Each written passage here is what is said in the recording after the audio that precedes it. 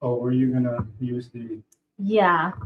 I don't need them up right away, but I'll put it on the. Can you see the slide now? Yeah. Now we can. Okay. I think we're good to go. Okay. Well, welcome everyone to my soap making class, and those joining online. Great to have you here. When it comes to soap making, the purpose is non-toxic living, and the reason why is because our bodies are the temple of God's Holy Spirit. And so, with that said, I would like to say a quick prayer, just to ask the Lord to bless this time, because this is a time of learning and growing, especially for those who have never tried soap making. This can be a very intimidating process, and so I just want to ask the Lord to be with us, be with me, and help me to do it in a way that makes sense and is helpful and a blessing to everyone that is listening. Loving Father in heaven, I just want to thank you so much for blessing me with this knowledge. It has been a huge blessing in so many ways, not only for myself, but those that I can share it with. And so I'm so thankful. Please be with us now. I ask you to anoint my mind and my lips, and help me to help my thoughts to be organized and precise, and help me to explain it in a way that makes sense. So I thank you, Father. Thank you so much, and I ask this in the precious and holy name of your dear Son, Jesus. Amen. Amen. Okay, so obviously the first step is to know your supplies. You don't want to start making soap if you're missing something, and so that's very important. Your base for your soap is going to be your oils. Here I have olive oil, I have coconut oil, I have shea butter, and I have palm oil, and I also have some castor oil. And every oil, when it comes to saponification, has a chemistry that changes the soap. And so depending on your ratios of that soap is going to depend on if it has a lather. Is it more cleansing? Is it more softening? And so that chemistry is important to understand. And as I was learning this, I just learned some simple recipes, thankful to some wonderful soap making people on YouTube. They guided me to a website called soapcalc.com. And on soapcalc.com, you can actually put in the oils you want to use, and it'll come out with a printout like this.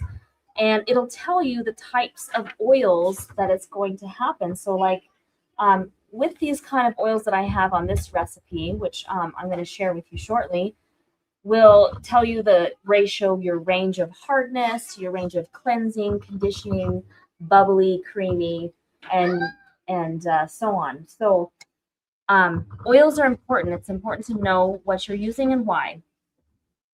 Now, to melt my oils, I have this glass measuring cup. It's a large one. It looks like it is a 8 cups measuring cup. And when we measure that, we'll be putting it in a double boiler here, because we want to melt all the oils to combine them well. And so that's the oils. You want to make sure you have a stick blender. This is essential.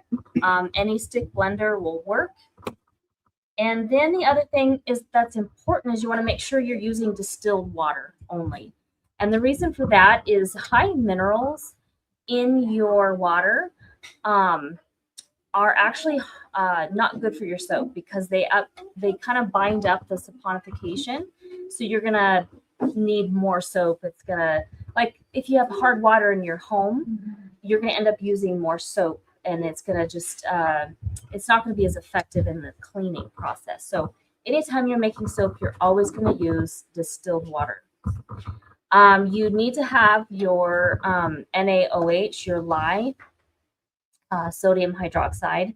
You can buy these on Amazon. I have a specific container that I mix that in. So this is designated just for soap making. And then I have various little measuring cups. I kind of have one for each item. And we'll see as you go on the kind of the process that I've adopted for when I make soap. The other important thing, especially if you're going to make larger batches and maybe you're not going to use it as quickly, is citric acid. Now, citric acid, it keeps your oils from going rancid, because they will. they will go rancid within a year by sitting on the shelf. And so citric acid will help keep that soap, the oils in that soap, from going rancid. The other thing is having additives. Oh, the most important thing is these right here, okay? You want to make sure when you're mixing your lye, you have safety glasses and gloves. You also want to have long sleeves. You'll see me as I mix it. I'm going to pull my sleeves down. I am very careful with measuring my lye. And when I measure my lye, I'm very slow. This is like the most thing I'm focusing on. But there was a point when I had my sleeves up and I thought, I'm very careful. There's nothing gonna happen, right? So I kept my sleeves up, or I was wearing a quarter sleeve shirt. And anyway, so I mixed it, and later on I just felt an irritation on my skin. Now there was no burning, there was no wounds that happened, but the dust from that lye happened to settle on my skin and it irritated it. So I felt it kind of itching and just burning slightly. The other thing, if you have long hair, put it up because you don't want that lye dust to get in your hair. Why do you put lye in your soap? So lye, the chemistry with the lye, it does the saponification. So if you cannot have soap without it. And back in the day, I imagine angels showed people how to make soap, because it comes from, they take the ashes and they process it in a way, filtering it to create the lye from the ashes. Okay, very hard. I've seen people do it, but it's a very long, tedious process. You have to boil it down, concentrate it, and it's still not as strong. The best way, you could do that, but we can utilize modern technology too and just use the lye, the chemical lye. Now, once it's mixed, once it has saponified, it's no longer harmful. And that's the thing. And to remember, so once you clean up, it's all soap. So you just throw it in the sink and wash it the next day. After it's had that time to saponify, which is usually 12 to 18 hours, maybe longer, depending on your ingredients. Some essential oils will, slow the process, depending on what you're using. So yeah, the lye, it's not soap without lye. It has to have some kind of agent in there to saponify it. And what does that mean, saponify?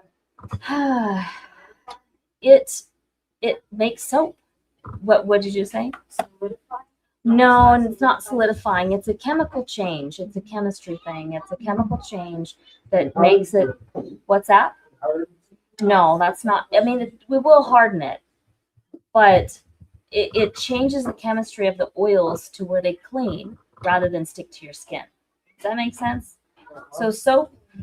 So this is interesting. In the Dark Ages, and the reason why these plagues, like the bubonic plague and all these terrible things that happened, was, if you read, there's a wonderful book, and those on listen online, you may want to write this down, is Living Fountains and Broken Cisterns by E.A. Sutherland. And he talks about the history of education, but some of the things in there tells you and shows you in history that it was the Catholic, well, I say Catholic Church, but it was the Roman papal rulers that really destroyed education and technology. And they lost soap, except for some regions way outside that the papal Roman region. They were thriving in their education, but we lost the technology for soap, and therefore all these diseases and plagues from filth happened. And so we want to make sure, especially when we can't buy or sell, that oils are going to go rancid, minus coconut oil. This is your only oil that will never go rancid. So you can stock up on this until the cows come home, and you'll have forever stock of that. Now, one thing to know about coconut oil, if this is all you had in your soap is going to strip your skin of all the oils. It is the most cleansing soap, and it is stripping. Okay, this is why we add things like shea butter, the olive oil. These are more nourishing and great, not so stripping. But, when push comes to shove, when you got nothing else, and this is all you have because you stocked up on it, it's going to work. It's going to do the job and cleanse your clothes, cleanse your dishes, cleanse your body, kind of thing. Or maybe you just, another health tip I want to add in with soap, because you really don't want to be scrubbing all your skin with soap. Maybe some of you might be scratching your heads and wondering, why is that? Did you know that our bodies store vitamin C in our skin? So when you shower, you should only wash your necessary parts. So you got your hair, which can build up in oils and dirt. Then you have under your arms and your private areas. So those are the areas you only want to wash with soap. Otherwise, you are washing away your vitamin C stores. And so really that's important thing to understand as you're preserving your health, because vitamin C is essential, very important for our health. Okay, going on. This is a very great tool. It's a, who knows what this is? Yep, exactly. This is a heat gun or a temperature gun, a lot faster and easier than using your old-fashioned. Yep. I just bought this on Amazon just for it stays in my soap making, and it tells me usually want to be about a foot. So this water right here is 127 degrees, which is about right what we need. Okay, so we better keep going or this is going to last forever. Okay, so gloves, rubber spatula. You don't have to add additives to this, but I have this kaolin clay. I have lots of other choices that I have and make that I put in my soap. And this one I have, this one is a pink, like a rose color. This is like a green clay. I don't like all the other chemical colorants. I like to stick with the clays.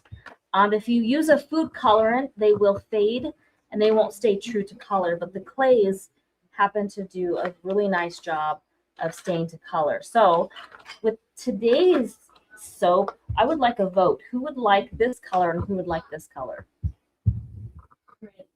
This one? Raise your hand if you want this one. 1, 2, 3. Raise your hand if you want this one. Okay, this one it is. All right. This is the one we'll use. Sometimes I marble the colors together, but we won't do that today. The other thing that's essential is your kitchen scale. This is very important because everything's by weight. Everything is by weight. Ratios are very, very important. All right. One of the additives we're going to do also is right here. I have a nut bag. It's for doing nut milk, but this one I use just for my flax gel. Okay, flax gel. This is just a tablespoon of flax with 1 cup of distilled water, and I bring it to a gentle boil and then turn the burner off and let it sit. And what this does, it actually gives the soap a nice smooth texture. So we're just going to put this in.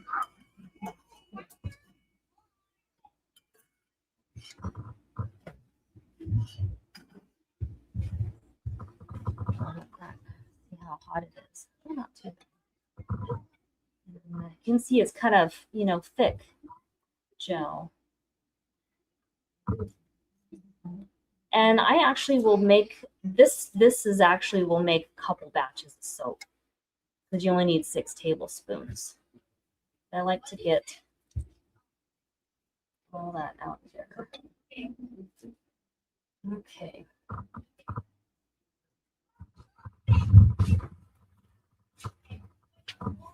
All right. So I think we're ready to get started. Does anybody have any questions so far?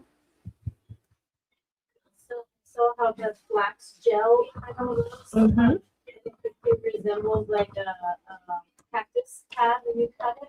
Could you use like the cactus juice? I don't know. I haven't tried that. Or aloe vera. I know some people with aloe vera gel, things like that. You just want to be careful with too much liquid. So more solid stuff is gonna, and I don't know. Her soap is so finicky when it comes to the chemistry and what you're combining. So you could try it. It's definitely something you could try. So yeah, I like experimenting with different things. Okay, so this is 6 tablespoons. We'll save that aside. So what I like to do when I first start getting ready to make soap is I measure everything out to begin with. So the very first thing we want to do is we want to mix our let's see, yeah, okay, sleeves down. That's important.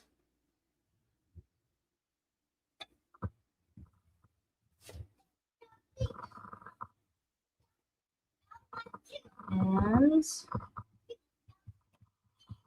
then we'll talk more about non-toxic living and why we make.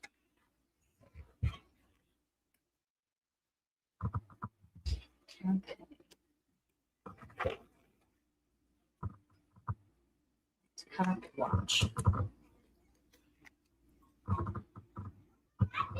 All right. I'm gonna do this. The scale. Has anybody ever used a kitchen scale before? Most of you. So when you turn it on, there's a little word here that says tare. Do you guys know what that is? It zeroes it out. That's exactly right. It saves you time when you're doing things. But what you want to do is, I'm going to use my citric acid for this. So you're going to put your cup on the scale, and then you're going to push tare. This is important because you want to get your measurement correct. When you tare, it zeroes it out, and then we're going to add our citric acid. So this one, let me go to the recipe here.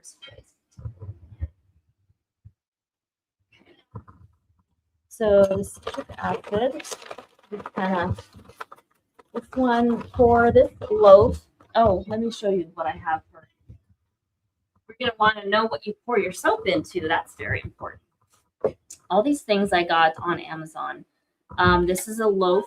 The recipe that I have fits perfectly in this loaf.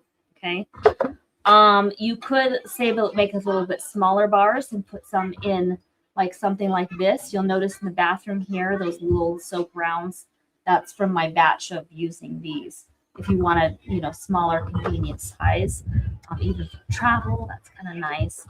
And then you have this thing for cutting your loaf. And so this is just a soap cutting board. You have you can adjust the thickness, and then you can either have a straight cut or you can have a crinkle cut, and it just goes in like that. So we'll use that. I'll show you guys. This will be done tomorrow. No, we don't want to do it tomorrow. Sunday morning will be a great time we can try cutting it if it's soft enough. So normally I wouldn't do this on a Friday, okay? Because you want to cut it the next day. And so soap making is usually good for earlier in the week. Let's run into Sabbath, and we don't want to have to worry about this on Sabbath. Okay, turn my scale back on. We need 18 grams of citric acid.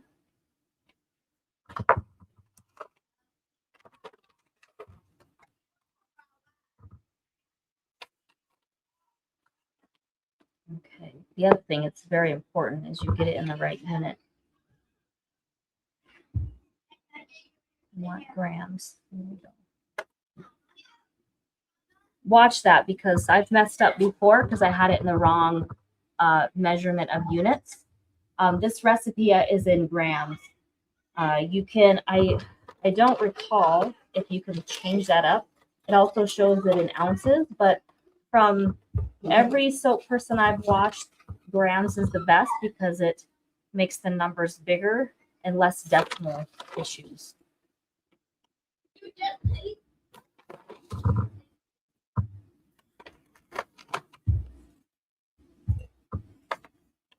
Okay, take some out. This is going to happen. You're going to go a little over, and then you're going to have to redo.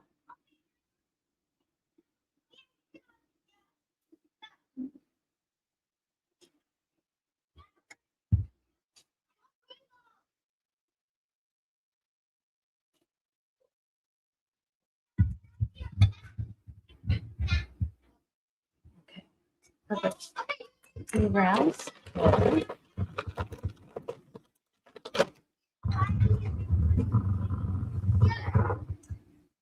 then we're gonna do our water.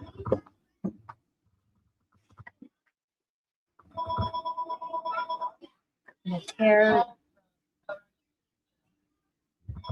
Okay, so on our water, we're gonna need 248.64.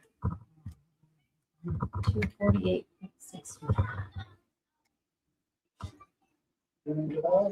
Oh,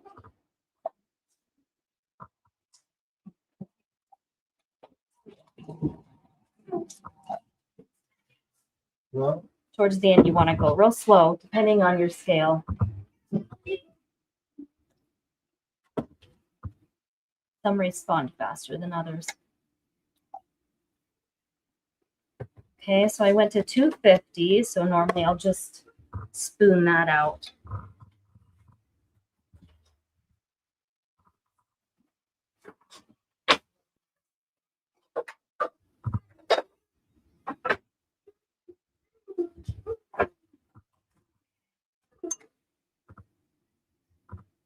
It's amazing how touchy it is. See how exact it is to get it just right close. And even if you're 1 gram off, it's okay. All right, I'm at 248. I'm gonna stop there. All right, so like I said, the first thing we want to do is we want to put in our citric acid. We want that to dissolve, because if it's not dissolved and if we accidentally put it in after the lye, it'll completely neutralize your lye. And you will have to start all over again. So always, always, always, citric acid goes in first and you stir it to dissolve it. Okay.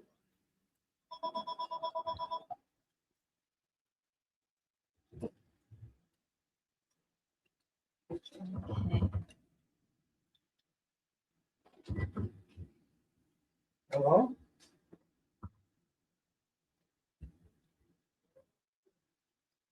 This is Jim. Oh, Jim. Okay. How are you calling? Good. How are you calling? How are you calling? How are you calling? That's Right. right. I'm an answer. So we're going to set that aside. You guys are in video, just so you know. I just want to make sure you know. Okay. So that had the citric acid in it. I want to set that aside because I do not want to put my lye in that one. Okay, so now we're going to do the lye. Glasses here. Sleeves are down. Now the other thing is, normally I would do this outside, but you know, this room is fairly big, and so I'm just gonna step away from it as it's, you know, doing its thing. So turn my scale back on. This is quite a process, you guys. Doing a video is, or sitting through a class on this is just a long process. Okay, so our lye is going to be 122, close to 122 grams. That's what we want. Okay. So actually what I'm going to do is I'm going to break up the chunks. It tends to chunk together like salt does. And you don't want the chunk to all of a sudden fall and then splash lye everywhere. And the other cautionary to have around is vinegar. So vinegar will actually neutralize your lye. And so having that around for spills, if you had an accident, it's just a good thing to have around. Childproof cap. So 122.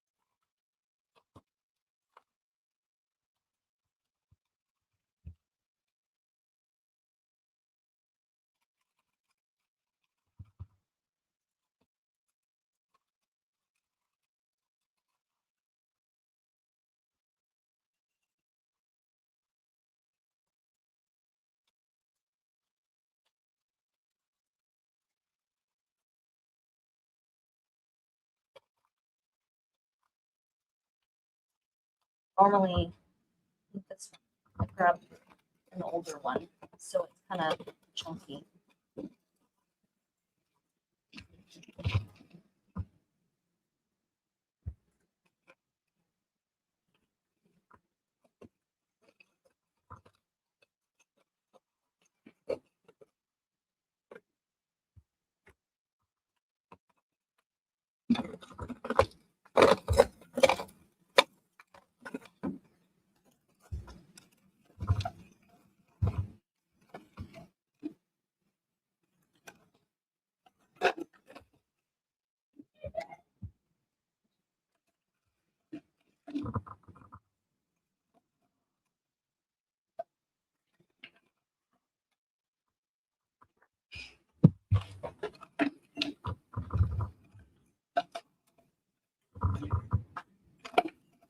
All right, this is taking a lot longer than it should.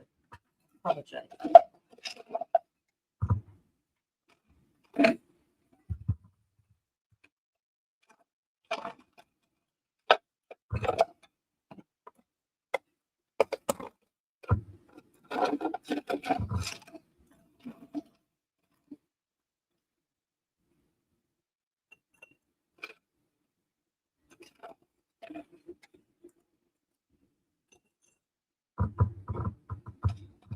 We're almost there.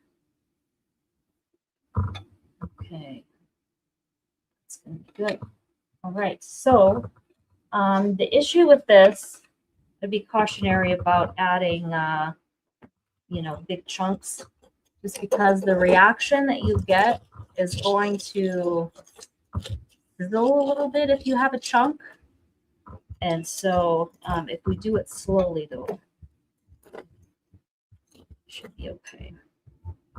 All right.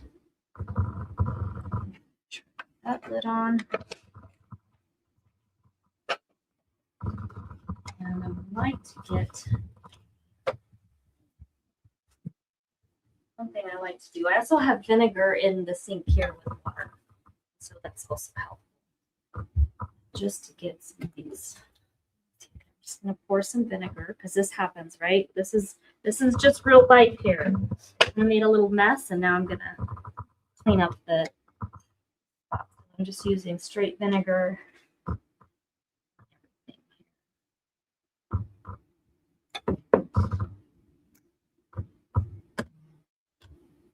Okay, we have our mixing the lye in.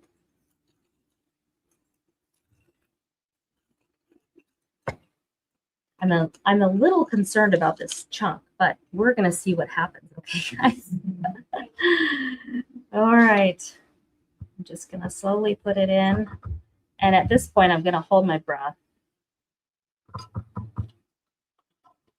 I'm actually gonna do it on the side here. I don't know if you guys can see that. You see the bubbling? Okay, I'm just gonna do it a little bit at a time because that chunk is pretty big. Now, the thing about this chemical reaction is it creates heat. So if you guys have been in chemistry and done labs in chemistry and you do all these kind of interesting reactions, is you're going to have a heat that's created when these are combined. And so this is why we need to be careful, because and you never ever add water to the lye. Okay, you always add lye to the water, and typically it's going to be in a powdery form. You don't want the big chunks, but I just couldn't avoid it at this point because of the bottle was a little older.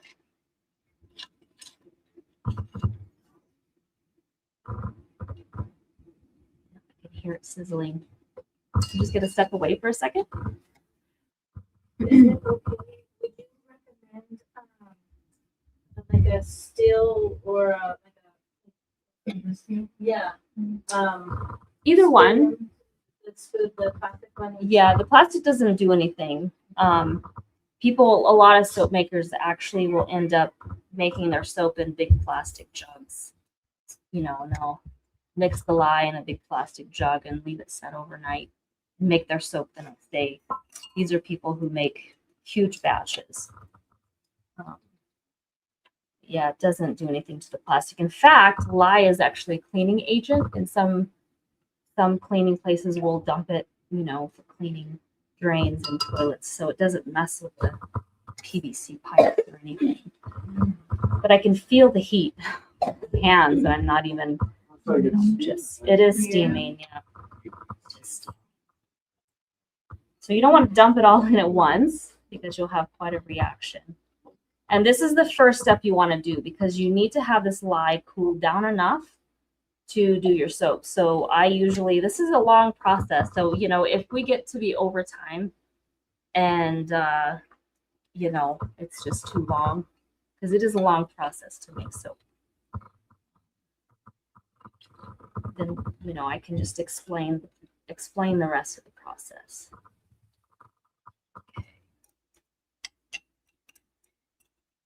This will go right into, at home I do use metal spoons. And then they go right into the water, the sink with vinegar in it to neutralize.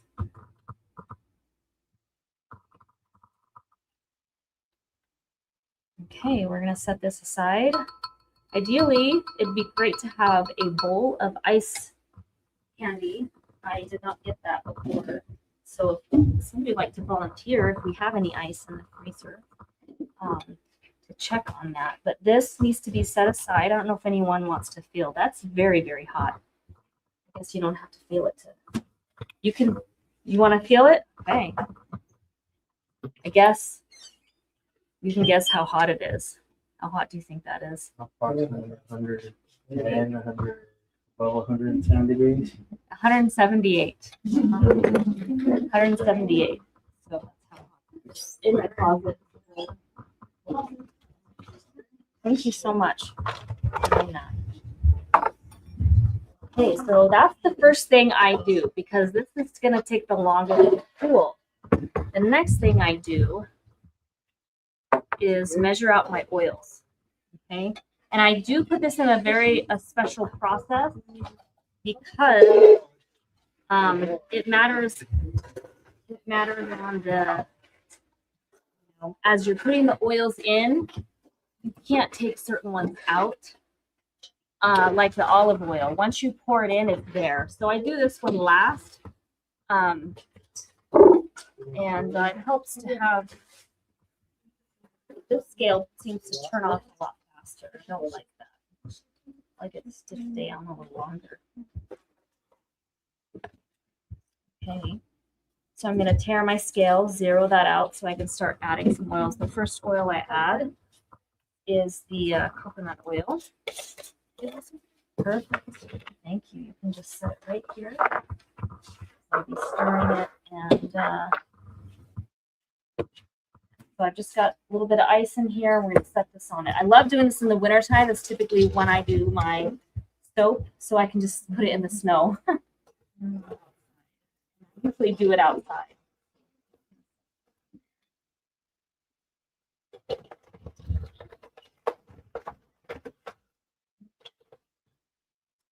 All right. Oh, this one's not open.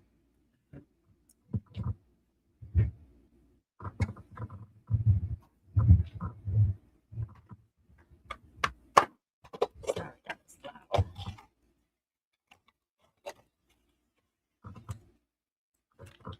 Okay, so on this one we need 220 grams. I got another pair. Done. Ready to mix them all. Okay. 220 grams of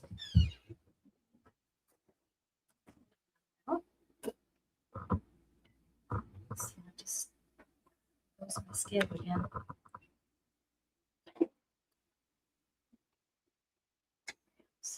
Make sure it's in grams. Done that before. I'm telling you, you gotta check and double check. Make sure you're on the right measuring. 220. Numbers go in and out of my head, so I always have to double check and triple check. All right. So now I'm at 222. So see the hard oils, I can go back and take a little bit out if I did a little too much.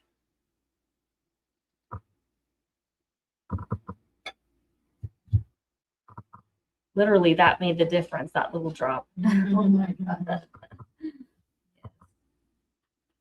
Okay, this scale is not as sensitive as mine at home.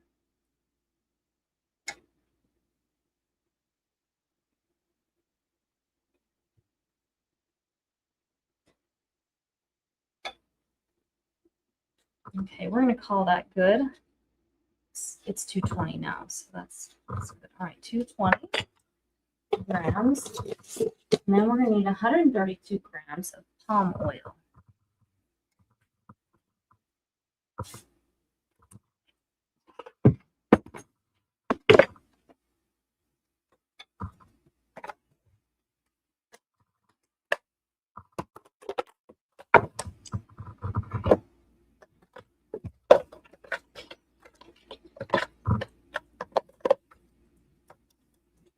See, I forgot already.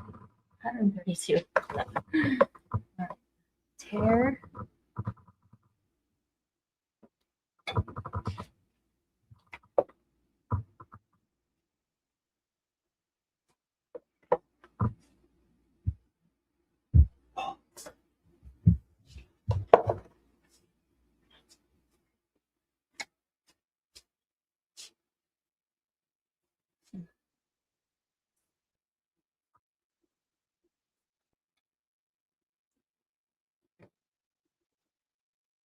Perfect.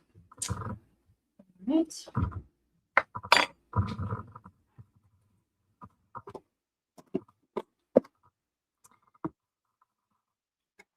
Going so we can have a nice clean counter. Then I need 132 grams of shea butter. Now, shea butter is very nourishing. The only thing bad about shea butter when you're doing DIYs is it goes rancid fast. So you want to use it on recipes that you're going to,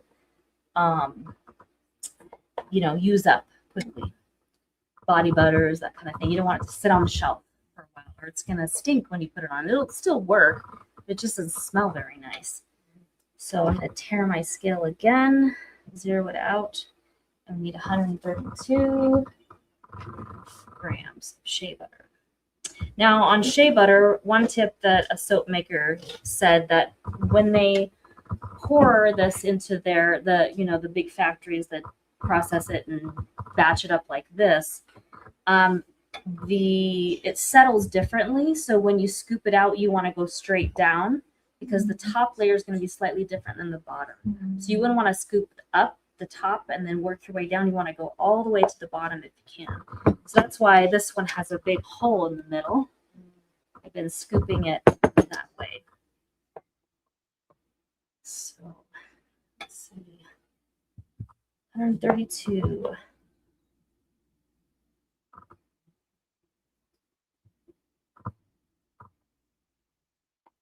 Even shea butter is wonderful just by itself as a body. It's so nice. Shea butter comes from what? A nut, some kind of nut or seed. I think it's a nut. At least that's what it looks like from the pictures. Let's see.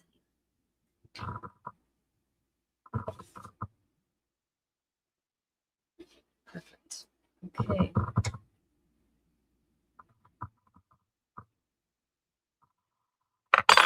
Just rub it in with the lotion.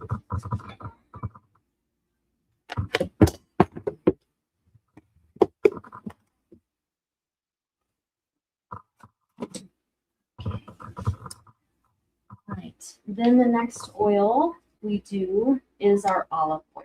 We're going to do 308 grams of that.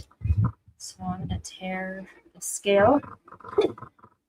And you can use, this one doesn't, obviously you want to consume a extra virgin olive oil when you're consuming it. But when it's soap, it can be a cheaper oil. More processed oil, I guess, because we're not eating it.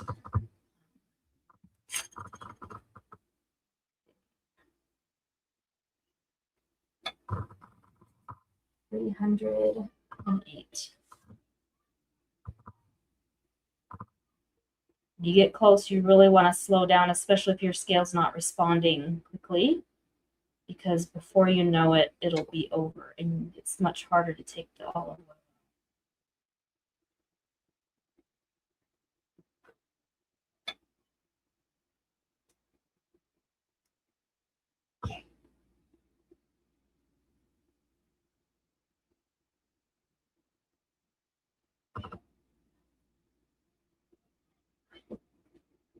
Once you get a routine down, soap making is actually very therapeutic because you're just, it's just an enjoyable process. All right, so once we have that down, I will be adding the castor oil once the oil's all melted. So now this is where we put it in our double boiler and wait for that to melt. Here's my spoon. So at home, I have a propane stove, and so I usually have it on a medium to low heat. But you can see the steam coming up. I'm not boiling this water. It's not actually boiling. It's probably just under a boil. And you know how those little bubbles form in the bottom of the pan? That's not too hot either. Just the hotter we get it, the longer we have to wait for it to cool before we can do our mixing. And so we're just going to let that sit. This way a little bit more. There's our castor oil. Now, castor oil, what I've learned is that castor oil brings the lather. So that is what makes it really bubbly and lather nicely when you have a soap. Some don't. If you didn't use the castor oil, I've had soaps where, there wasn't much of a lather. Okay.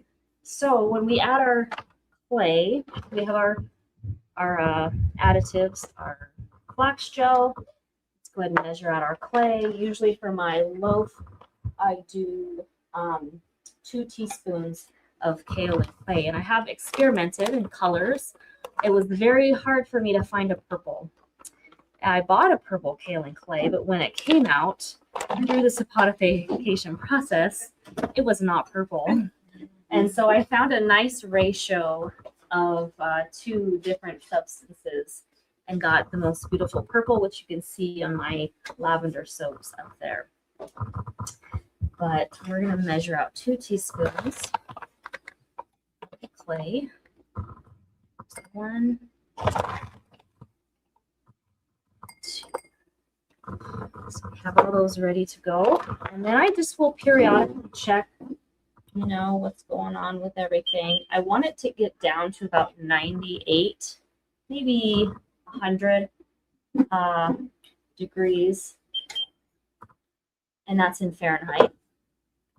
So I'm just gonna, stirring it helps cool it as well, so you can occasionally step over and stir. It's still quite warm. It's at 135. Okay, so I think that's it so far for our additives. We've got our flax gel, our clay, and I do have a bottle of lavender here, which we can add. So let me talk about, this is a good time to start talking about toxin-free living.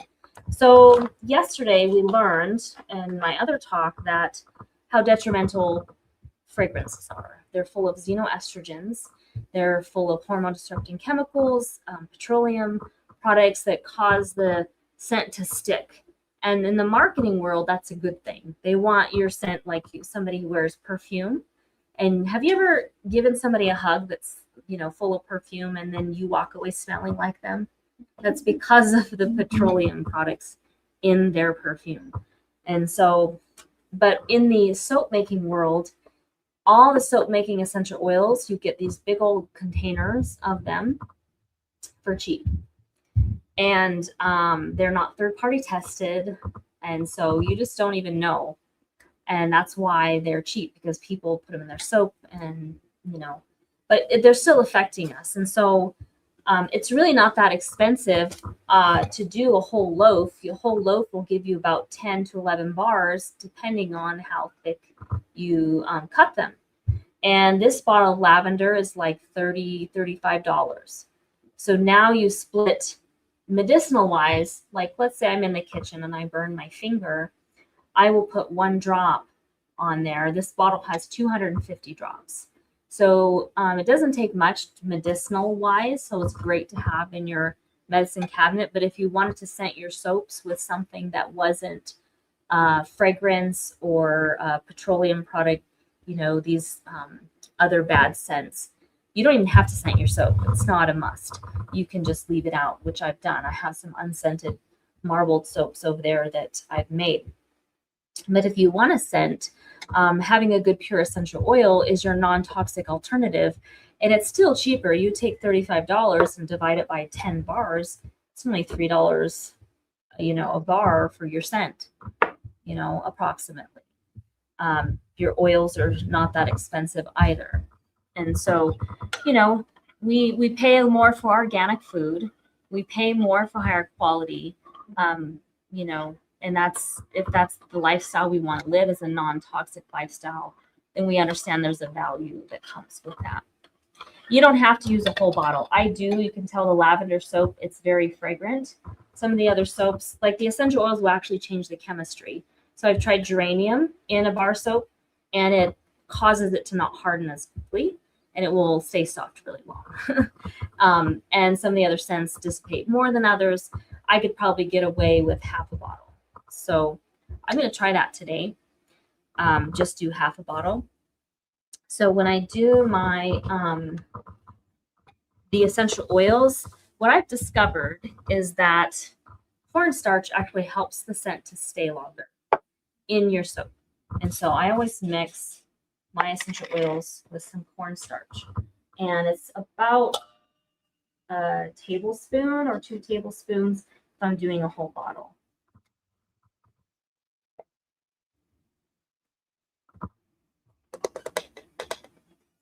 Okay, so I usually put my oils in first. Take the dripper cap off so I can just pour it. I just eyeball it.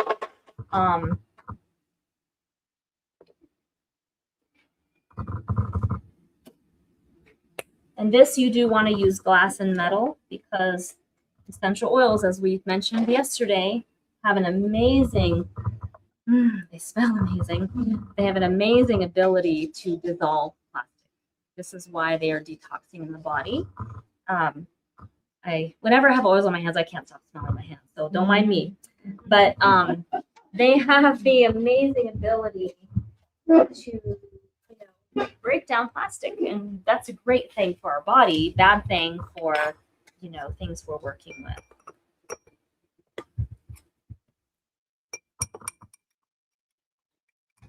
So just mix that. I don't know if you guys can see that.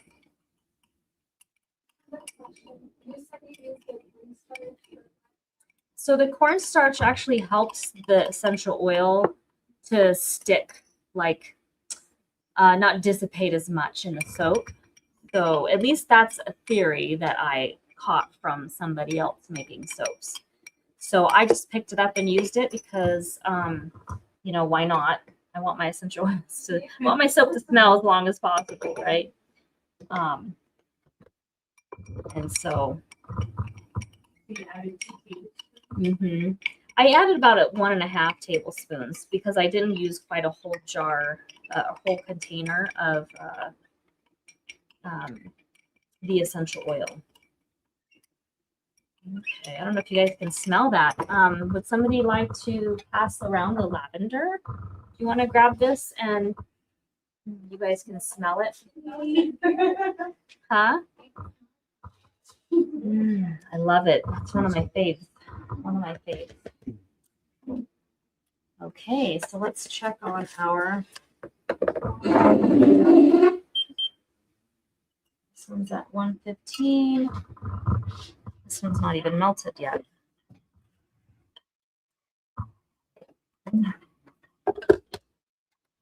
Want to smell?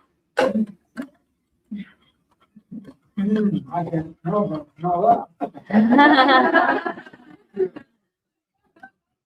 Some people have been using essential oils for I don't know if you guys know anybody who had COVID and had their sense of smell altered.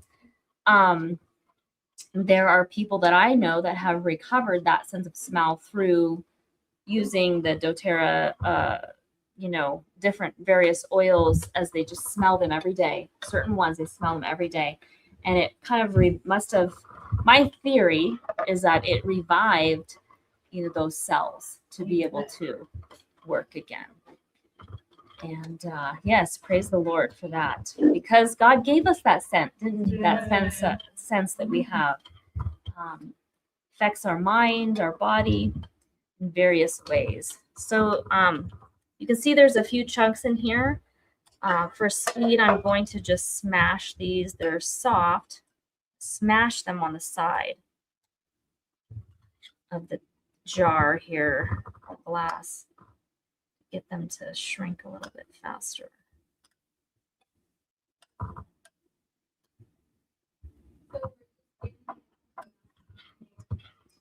Yeah, you want all the soap or all the oils to be melted. And it doesn't have to be real hot. If you were using wax, like beeswax, I do make a salve with beeswax, raw unfiltered beeswax. If you're using wax, the temperature will have to go higher to melt that. It'll just take longer. And there is a recipe I've been wanting to try for a shaving soap. What do you mean? What about candles? You don't. Yeah, but you don't use oil in candles. You just use no. Oh, essential oils. Yeah, you can put essential oils in, and then I would recommend that. I personally don't burn candles, just because some research has shown that the wax can get in the air, and then you breathe it in, and it accumulates in the lungs. So there's no good wax. Well, even soy wax, it doesn't matter, still wax. Your body will still have a hard time getting rid of it. So instead, I opt for my essential oil diffusers, which scent the home and give me a therapeutic value. I'm breathing them in. Our lungs are very vascular. And so anything we breathe in goes straight into the bloodstream. So that's why we have to be very careful. Sister White even tells us if we have rubbish around our home, dead leaves, that is creates a miasma, a toxic miasma that when we breathe in can cause sickness and disease. And so our lungs can pick up health benefits from what we're breathing, or detrimental benefits, not benefits, but detrimental issues from breathing in toxic things. So we just have to be careful. I'm going to take this off because these are small enough. I'm just going to now stir and smash them on the side. Let's see how hot it is. It's a timing game is what it is. It's 1:43 right now, so we're cooler than that started out. It's really a timing game when it's soap making. Now, some people, if you're going to do it all in one day, I've seen some people do their lye the day before and they just mix it. I think the issue is you don't want it too hot, because what happens, there's hot processed soap where you actually cook it, but then it expands the soap. And so that is quite a different process, but it will start to hot process and expand too much. And you can find cracks in your soap loaf if you get it too hot, and we don't want that. So I think that's the issue, is you don't want it to be too hot. Otherwise you end up with bubbled up soap.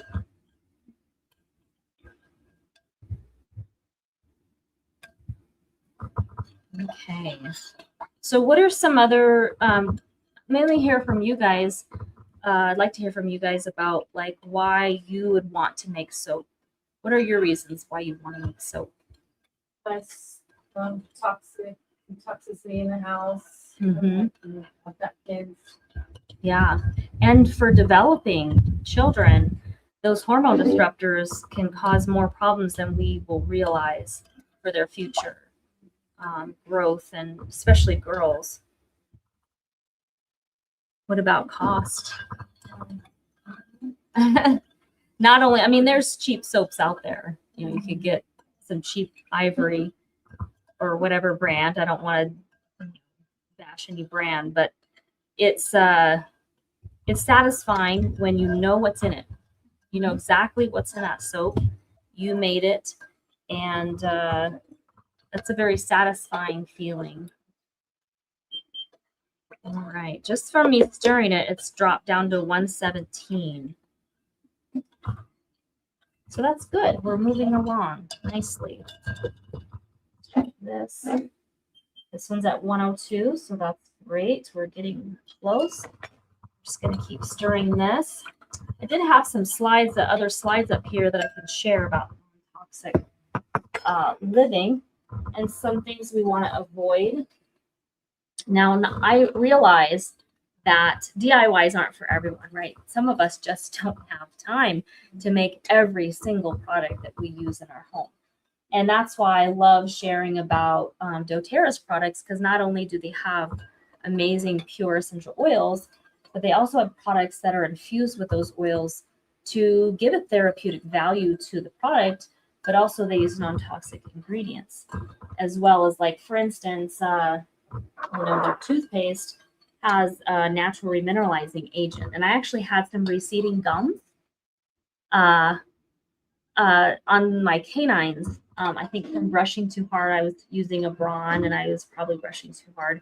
I switched to a different toothbrush. But when I started using that toothpaste, when they added that as an ingredient, and it's totally filled in with enamel now. So I'm praising God for that, because it was a little sensitive in that area.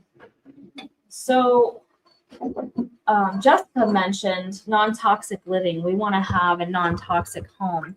And we don't realize all the toxins we put on our body daily, especially us ladies. We got our lotions, we got our potions. And we want our skin to be nice and soft, and our glowing skin. And all that starts, inside. We want to shine from the inside out. So, good health, good hydration was talked about by Kim earlier. Kim, right? Yeah. I'm terrible with names, but hydration is like key to so many health issues, including our beauty regimen. And so one of the things we want to avoid is triclosan, and this is in a lot of like hand washes, soaps and cleaners. Certainly our hand sanitizers haven't. I don't know if you remember when COVID first happened, that they actually reported on people being hospitalized from toxicity from hand sanitizers. And so what I loved I was using my doTERRA through that time, and even just something as simple as an oregano and tea tree roller, just rolling on my hands to sanitize. There's also, On Guard is one of the, kind of patterned after the thieves that from ancient days, from the plagues, when these thieves would mix clove and all these other things to keep themselves, while they plundered these homes, keep themselves from getting the plague. But if you had a chance to go on my YouTube video or my YouTube channel, I have a video on there talking about these two oils, tea tree and oregano. And these are like the powerhouse with bacteria. So tea tree, well, first let me explain the bacteria. So bacteria has a shell around it, and then has this like sludge. It's like a biofilm. And so what these two do is tea tree will come in and sweep off, kind of clean off that sludge. And then oregano has a compound in it called carbachol, which can puncture through that shell. And then it causes the bacteria to lyse or to die. And so these two together, I have used on many occasions dealing with those kind of issues. Very powerful combination. And what I love about these rollers is they're perfectly diluted for topical application, even in sensitive areas. So I've used these on my kiddos multiple times. Oregano is usually a very hot oil by itself. It can burn the skin, but this is perfectly diluted to use on the skin. What did you dilute it with? This is diluted with fractionated coconut oil, and the reason why they use that is it's very light, absorbs very quickly. It's not greasy, and it doesn't go rancid. Also, it has no proteins in it, so it's allergen friendly. Oh, could you use those to make those big food? You could, in fact, if you have just the regular 15 ml bottle like this that's not diluted, you can put, I would say in a spray bottle about that big, maybe 16 to 20 ounces. You could put 5 drops of each. Like I said, doesn't take much. You could probably do less than that even for that many ounces. Add some distilled water, shake it up and spray. And now you have a non-toxic cleanser. And you can use like wild orange does great, On Guard does great. Any of the citrus oils are also very cleansing as well. So depending on the scent that you like, you have now a non-toxic cleaner, which, this next slide is talking about the toxins that are in typical household cleaners and, the dangers that are involved in having those. So for instance, sore throats, potential risk of nose and eye irritation, headaches, metallic taste in the mouth, and vomiting. I read this article once that said that women who clean a lot have shown to have lungs as if they had smoked 2 packs of cigarettes a day. So cleaning products can be very harmful to us. And so having non-toxic options is wonderful. And like I said, these oils go a long way. So 250 drops, let's say you used 4 drops of each one, that would last you a long time, just having 2 bottles and refilling your cleaning spray.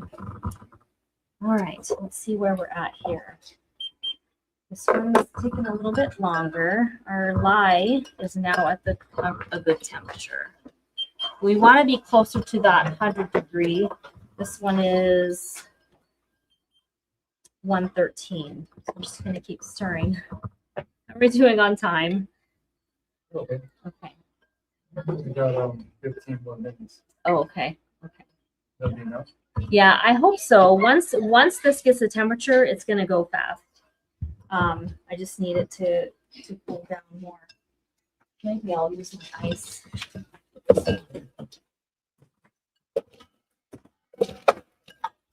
Okay. Let's see, what else do we have? These are, fabric softener. Oh, I stopped using that stuff a long time ago. You'd be amazed at how fine your laundry is just fine without fabric softener. Like, totally fine. If you want to, they have wool dryer balls. The wool can cause static, and I can't stand static, but you can take a natural sponge and drip some essential oils on it, throw it in the dryer with your clothes, and that'll give a nice smell. It's not as powerful as a fabric softener. If you're used to those strong smells, you're gonna be like, this isn't smelly enough. Right, it's non-toxic, right? And that's the goal. That's the whole goal is to be non-toxic. So Also, you can use them. you can use vinegar. Yeah, vinegar gets rid of the hard is a softener. Yes. So you can even put the essential oils in the wash with it if you want the sanitizing effect, which I do. I actually use doTERRA's laundry soap. So it already has the On Guard in it, so it sanitizes great in the laundry. Speaking of sanitizing, we know chlorine bleach is, it whitens. That's the one thing that I don't know that much else will do is whiten. But when it comes to toxicity, it's pretty harsh. But when you add, when you add the essential oils to it, you can actually get that disinfecting, I don't know if it cleanses. I don't know if disinfecting is a compliant word, but it cleanses very well. In fact, I don't have it on the slide, but I'll tell you about it. It was a student that did a experiment between, there was 4 petri dishes. One of the petri dishes had Lysol. Well, first it was smeared with chicken coop waste, okay? And each petri dish had the chicken coop waste in it, okay? So on the little center sample thing, whatever it's called. And then one petri dish had Lysol, the other petri dish had chlorine bleach, the other petri dish used On Guard essential oil, and one petri dish was the control. So it had nothing in it but the, you know, the chicken waste. And between the Lysol and the bleach, the On Guard had the most amount of cleanness in the petri dish. So you have this zone, but the bacteria was growing mostly in the bleach, actually. The Lysol was a little bit better, and the On Guard had like maybe one little spot of bacteria. So it was stronger. It beat out both Lysol and bleach in that experiment, which I thought, wow, that's really neat, because I'm kind of a germaphobe. So I like to make sure that I have a good sanitized kitchen, a sanitized bathroom. I like to make sure I have a sanitized environment in a healthy way. So, yes. So it does work. God's stuff works. And I'm sure even garlic might even, if you infuse some stuff with garlic, I don't know if you want your house smelling like garlic, but I think the essential oils might be more pleasant. But it would work, you know. I use the thieves. That's the spray. Mm-hmm. Yeah. Thieves and just Yep. Yep. Yeah, and it works. It works well. I'm so thankful. I'm so thankful that God brought them into my life. And I feel privileged to be able to share them with those who are very, you know, interested in decreasing the toxic load for their body, because we're told that anything in our environment that weakens our body is not good. And oftentimes we don't even know what's weakening our body.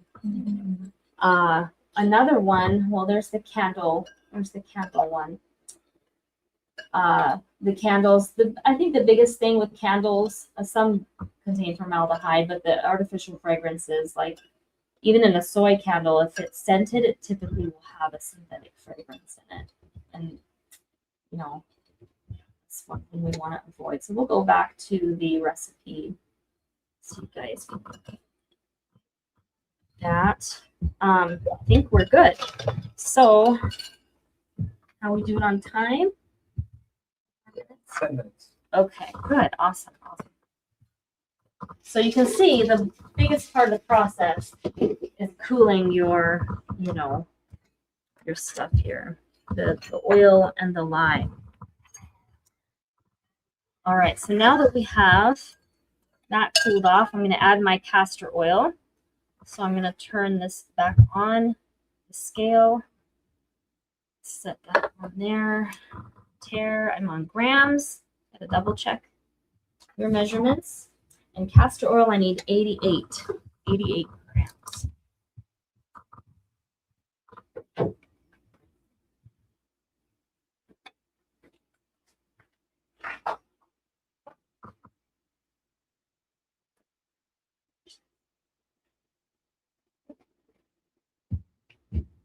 So we don't want to heat up the castor.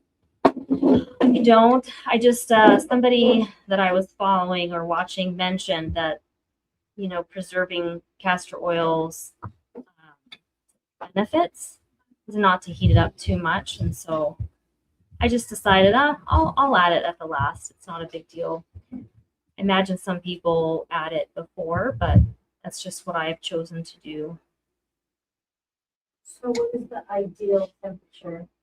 So right now, it's kind of around 100 degrees or 98, somewhere around there. You just want your soap to be cooler. You know, if this is even cooler, I think it's totally fine. You just don't want it too hot. Otherwise, it will bubble up your soap and you'll have a very ugly looking soap, which may not be so bad.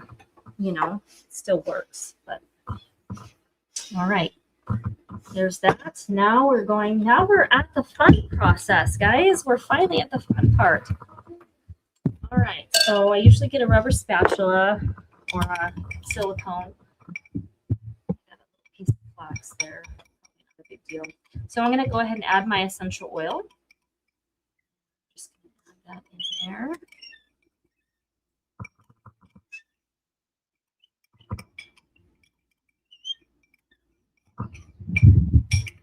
And then I add my flax gel. This is 6 tablespoons. This out.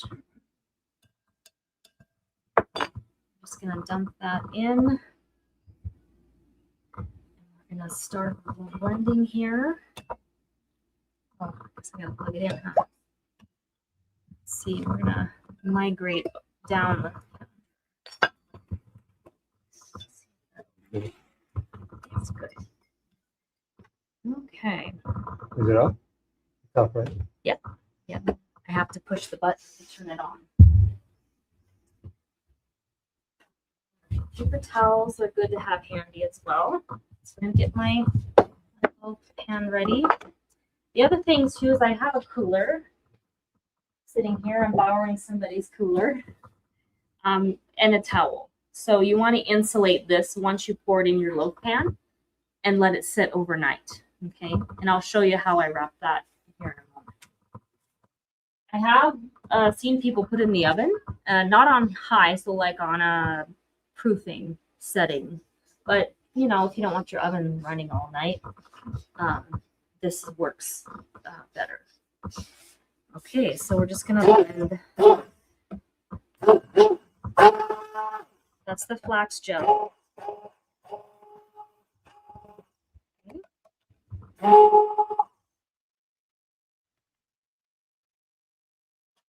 We're going to put our clay in. And it will change color as the lye goes in. Because it just chemically it just starts doing some changes.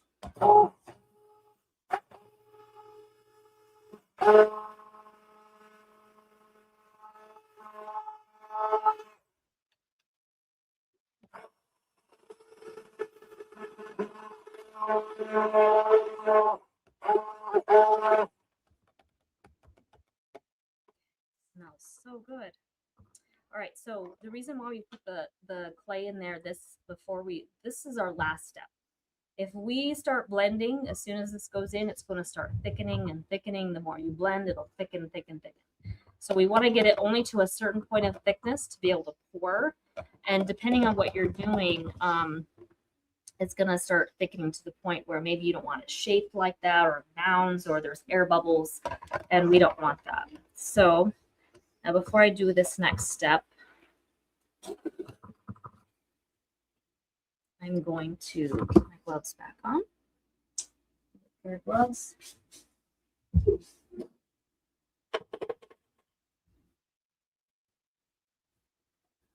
Just in case. Always safety first.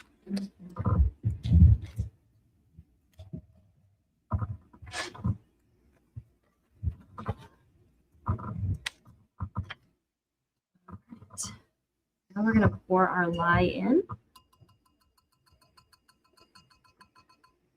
And if you watch very carefully, you're going to see the liquids, the oils will start to change in that process. So I like to get the air bubbles out. And we're just going to start pouring in our lye.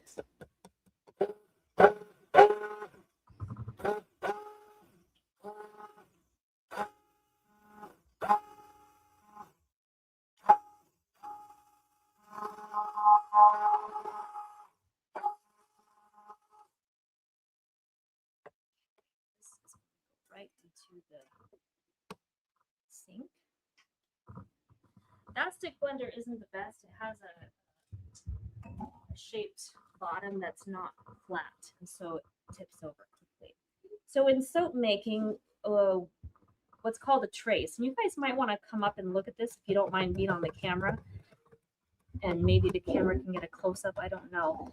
But a trace is where when you lift up your blender and you sprinkle your soap around, you can see a trail. Okay. Blending, it's going to start thicker. And a light, right now it's a light trace. So you can see the strings. I don't know if you can see that. Do you see the trail? bubbles? The Yeah. trail of the soap? Mhm. It's making a trail. That's a light trace. If I get a heavier trace, you're going to see a thicker trail as it thickens. And so it's starting to saponify and harden already. But depending on what you're doing, especially if you're mixing colors, like doing marbled soap, you want to make sure you have a very light trace, because otherwise it's not going to, it's going to, not blend well, or it's going to take, it starts saponifying quickly, so it'll get too thick to pour. Okay, I think that's.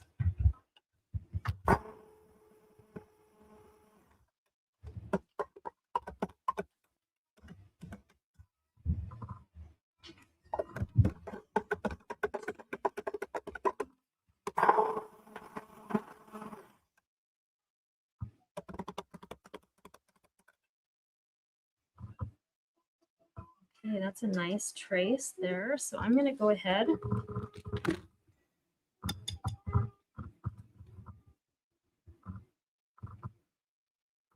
Now this, I like to blend in soapy water. Doesn't really work well for this because it's still oil at this point. But soapy water, just to get the soap out of the end of the blender. Or you could wait and let it saponify and then blend it in hot water the next day, just depending on when you want to clean up. Okay, so this is going to go all in our loaf. Just want to double check and make sure there's no. Okay, that's good. So you want to pour slow because you want to avoid bubbles. You don't want bubbles in your soap if you're not selling it or anything. And that's one thing I also wanted to mention, how you can make soap a ministry. Okay, what I do is in the summer and in the winter I make my soap, and in the summer, or the closer to the end of summer, fall is when they usually have farmers markets. And I take my soap and I set up my soap and other DIY stuff that I do to serve the community, because I also have like a little Bible study or a Steps to Christ that I'm handing out with a little miniature sample of my essential oils. And you'll notice on my YouTube channel, I have that Oils in the Bible intro. I usually put a QR code with a little sample of lavender with that. So, and then a Steps to Christ. So if you watch that video, you'll see why at the end I do what I do, because it's made to go with that at farmers market. And so love farmers market. If you've never held a table at a farmers market, you're missing out. It is so much fun. You meet a lot of people and you have a lot of conversations, and you can just minister in wonderful ways. All right, so we're going to set this aside.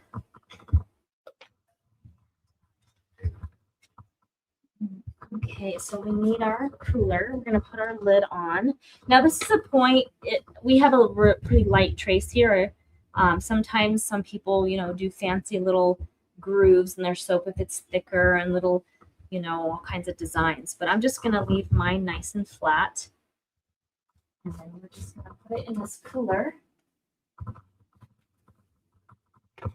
to insulate it and keep it warm without getting too hot. That's why we don't want oven.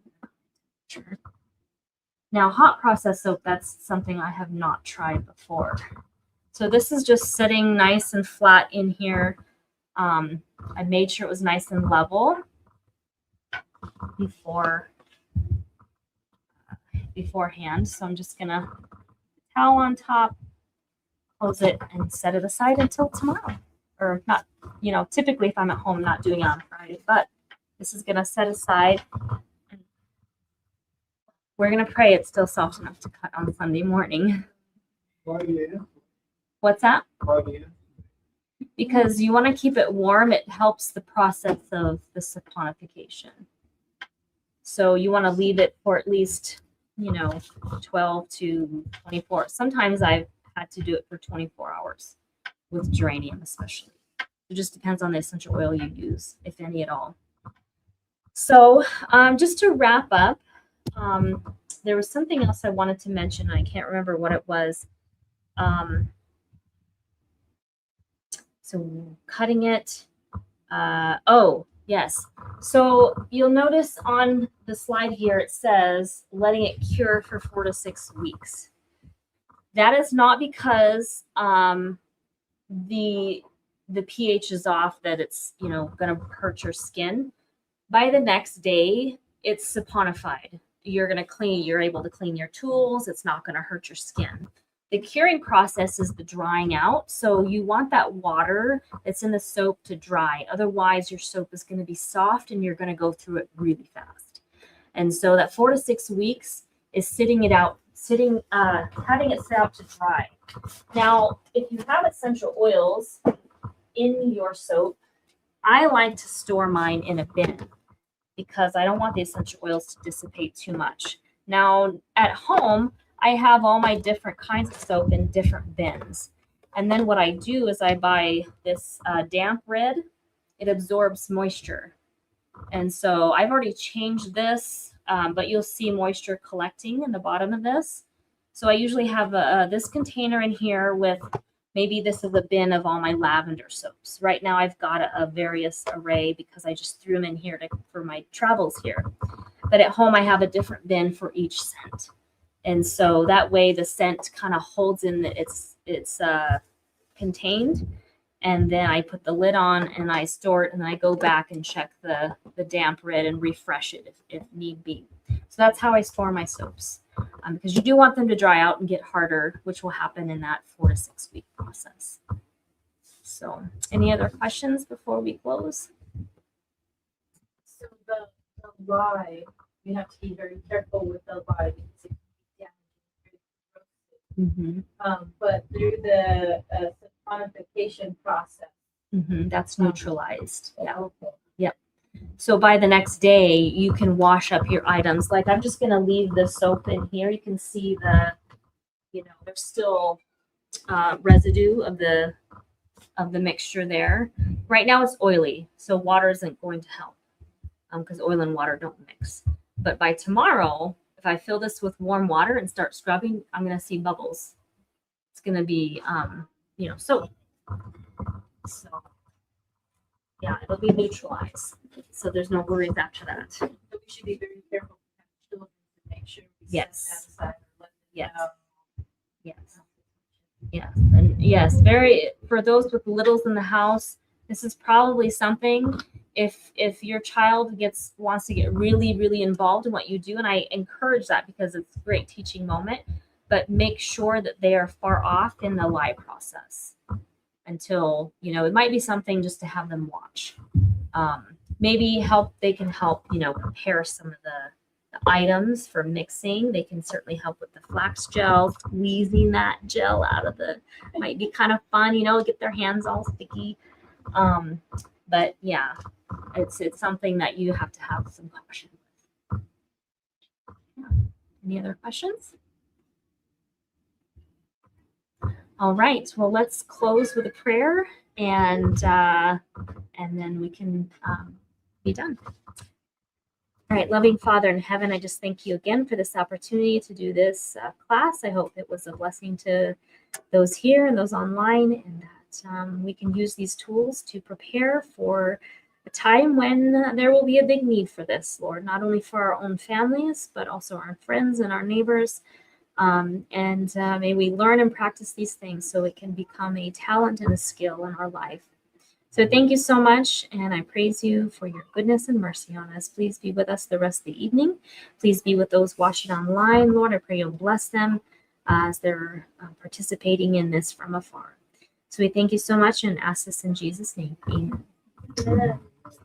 Amen. Welcome.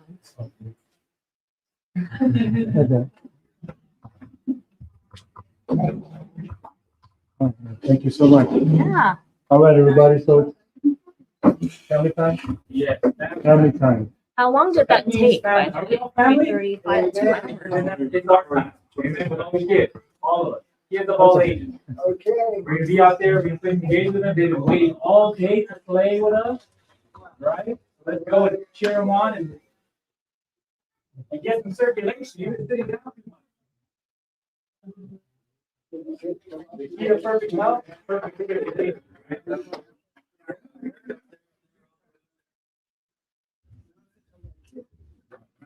Good.